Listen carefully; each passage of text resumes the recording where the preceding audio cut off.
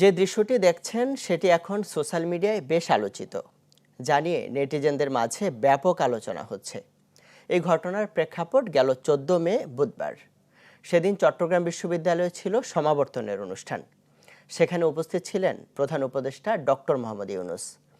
আলোচিত এই ভিডিওটি সেদিনের। আমরা খোঁজ নিয়ে যতটুকু জেনেছি, বিশ্ববিদ্যালয়ে প্রধান উপদেষ্টার যাতায়াতকে কেন্দ্র করে সেদিন চট্টগ্রাম নাজিরহাট সড়কে আইনশৃঙ্খলা বাহিনীর বিপুল সংখ্যক সদস্য মোতায়েন ছিল। যেমন ছিল বিশ্ববিদ্যালয়ের 1 নম্বর গেটে। সেখানে পুলিশ সদস্যরা দায়িত্ব পালন করছিলেন। তখন সড়ক দিয়ে হেঁটে যাচ্ছিলেন এক ব্যক্তি। এ সময় এক পুলিশ সদস্য তাকে বাধা দেন।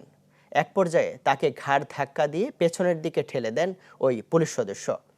তার এই ধাক্কা এতটাই বেপরোয়া ছিল, সেই ব্যক্তি এক পর্যায়ে গিয়ে পড়েন আরেক পুলিশ সদস্যের উপর। ঘটনার আকস্মিকতায় হতবাক হয়ে দাঁড়িয়ে থাকেন সেই মানুষটি। আমরা তার পরিচয় নিশ্চিত হতে পারিনি, তবে ধারণা করা হচ্ছে তিনি স্থানীয় বাসিন্দা।